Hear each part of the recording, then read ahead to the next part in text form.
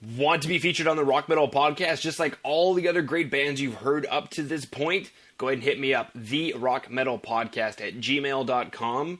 Let me know. Let's work out the deets. The Rock Metal Podcast, episode 37 with Armageddon USA.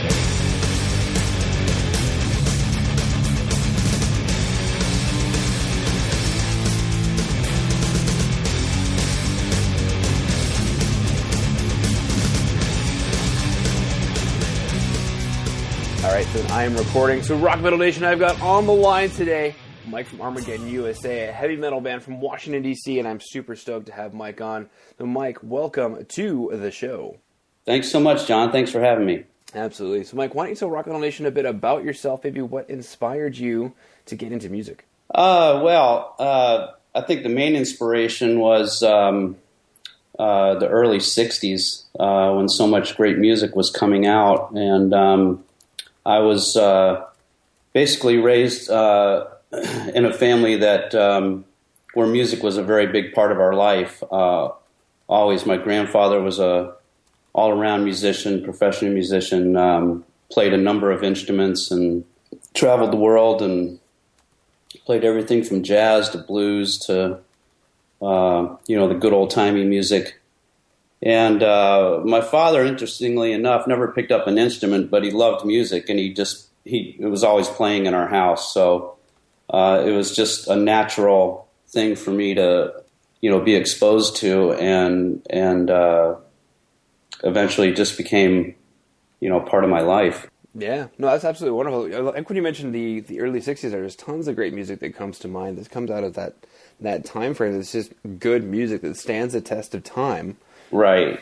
Yeah. Which I think is a bigger part of it is all the music that may be good for the time that it was in, but there's so much music that just stands the test of time. And in listening to it now, if it wasn't for maybe the older recording quality, you'd honestly have no idea when it came out because of how good it is, which is really awesome. And then just being raised in a family that's musically inclined, I love to hear that kind of stuff.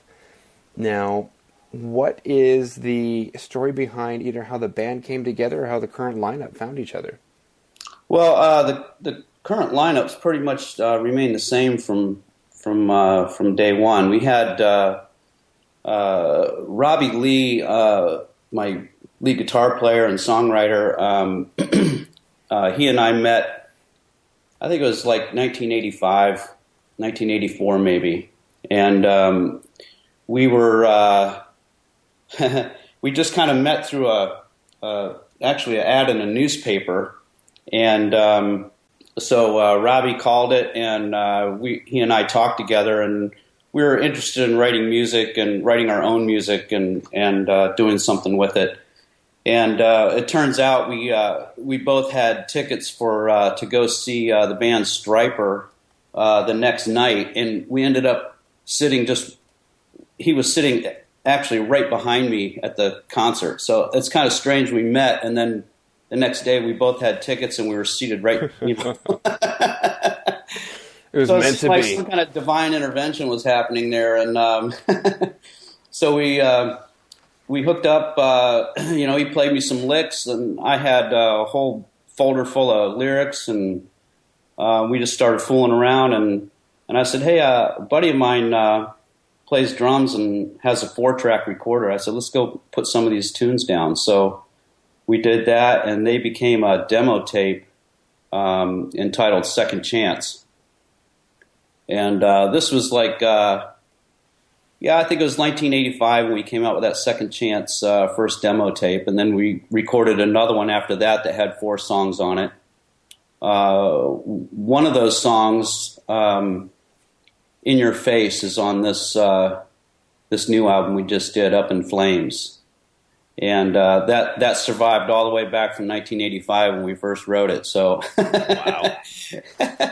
So we kind of stuck to our guns, for our sound and our originality and so forth. And so basically, that's how we formed. We formed Second Chance. We had a couple demo tapes. Back then it was cassette tapes.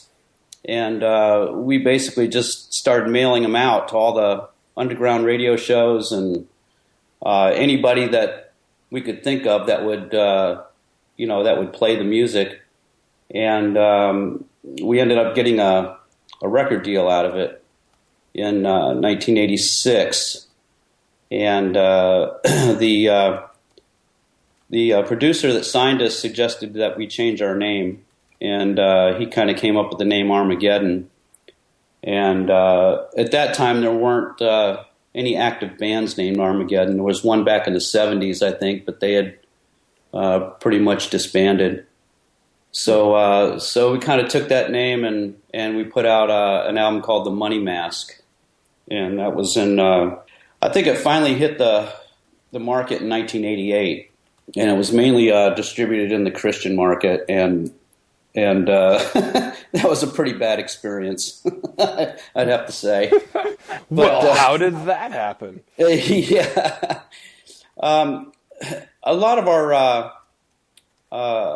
our lyrics and so forth, they kind of point to a more Christian point of view. I would say on a world event level. Not necessarily, ramming it down your throat, but just kind of putting things here and there for people to think about and to draw comparisons to. Sure. Yeah, I mean, the way I always look at it is you don't have to be a Christian to see the wisdom in what was written. Right. Right. Exactly. But yeah. That's how we. That's kind of like how we carry it. We just like to. To point out some things and get feedback on it, and I think that's the most productive way to have a conversation. Yeah, no, I dig it. Now, we kind of touched on it already, but I was curious, maybe going back to that conversation, what inspired the name of the band Armageddon USA?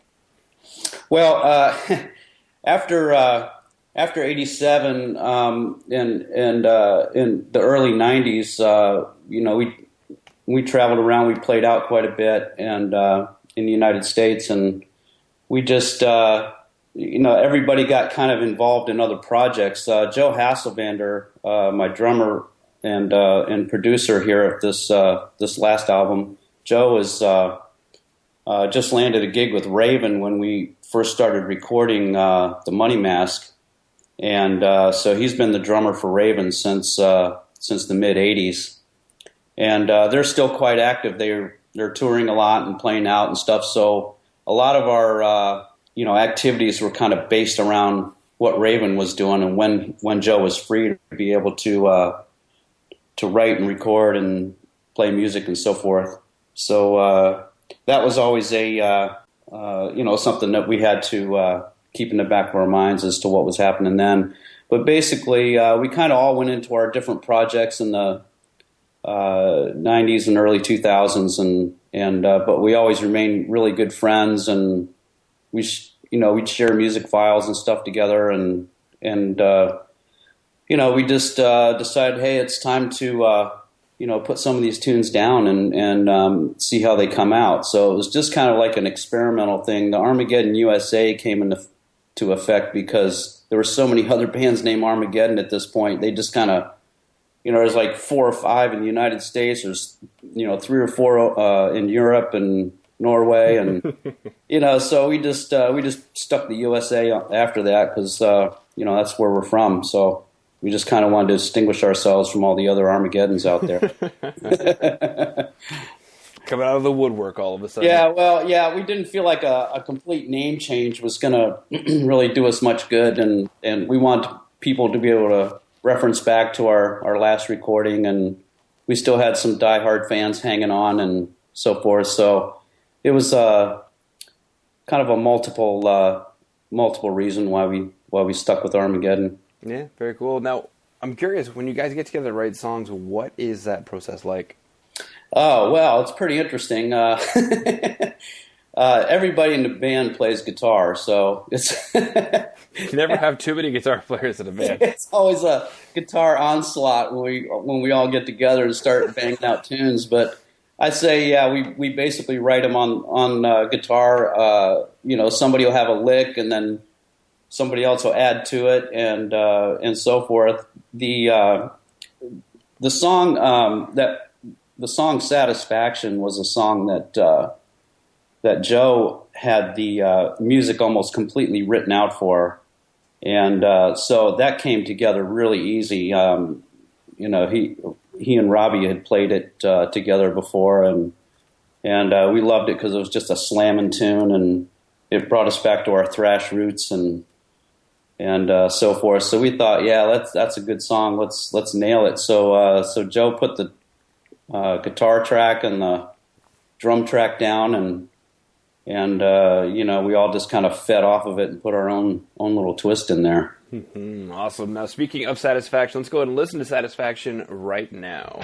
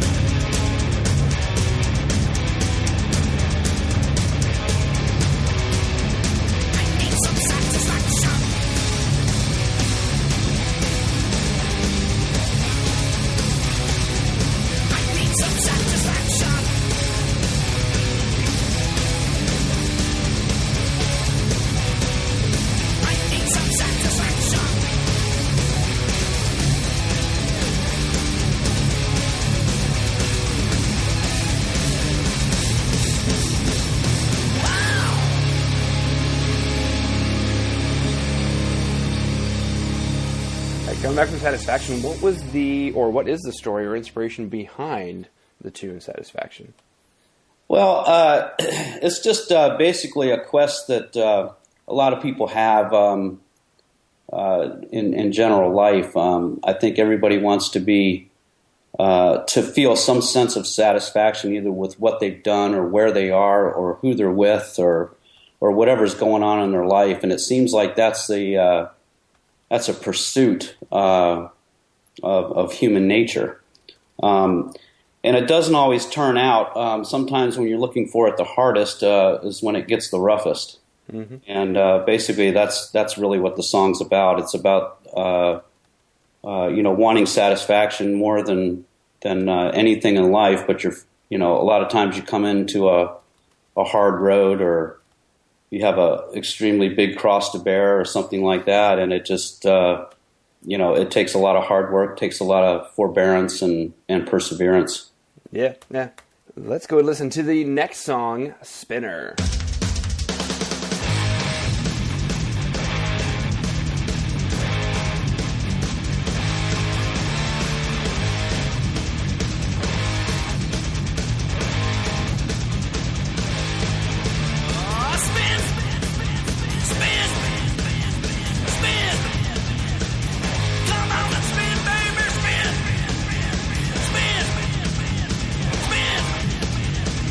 Come on and spin, baby.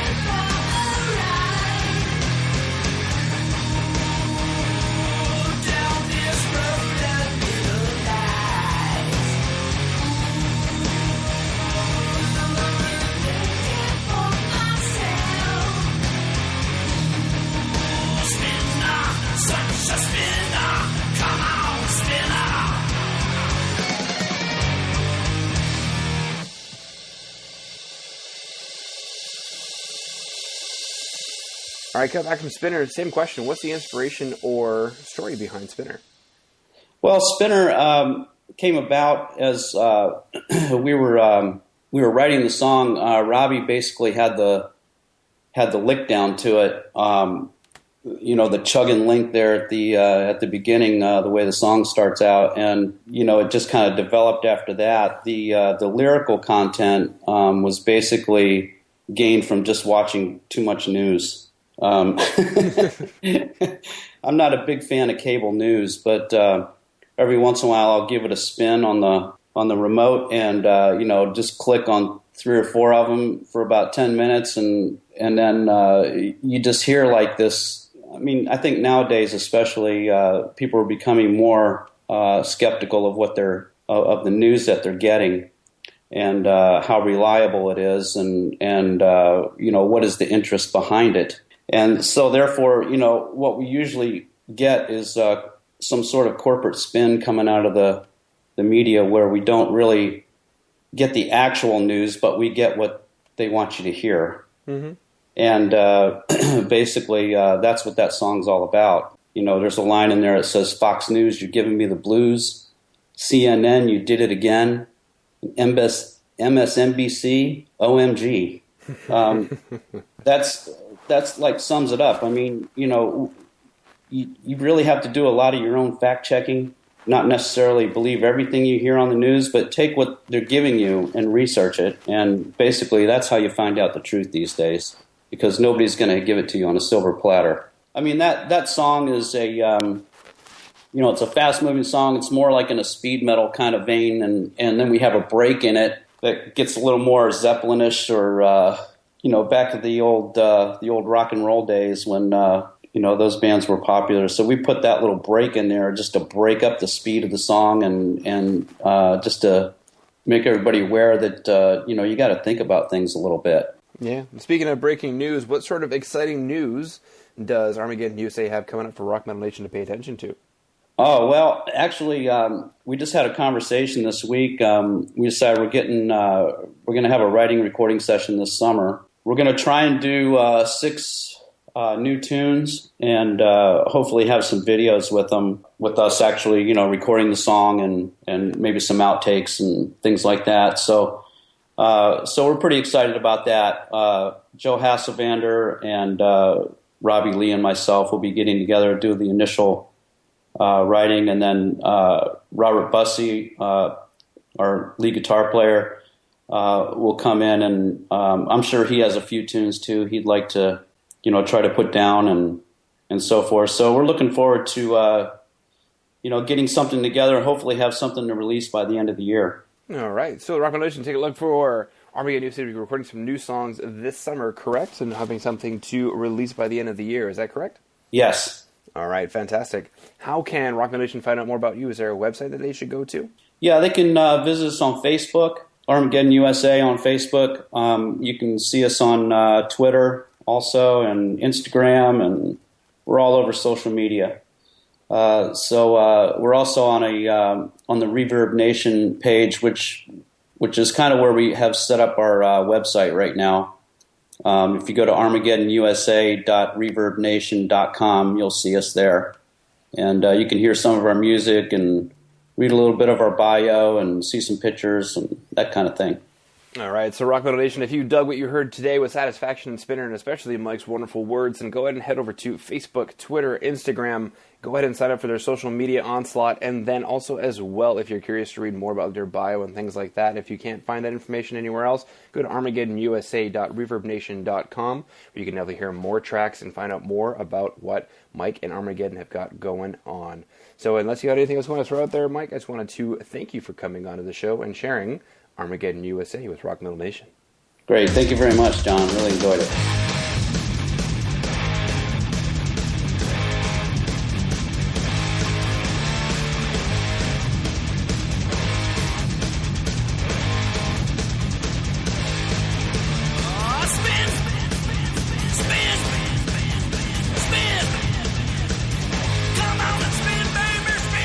All right, Rock Metal Nation, hopefully you just found your new favorite band in Armageddon USA. Big thanks again for them coming on and sharing their music with us. Make sure to head over to www.therockmetalpodcast.ca to check out all the information from the show you just heard today. And until then, rock on, Rock Metal Nation.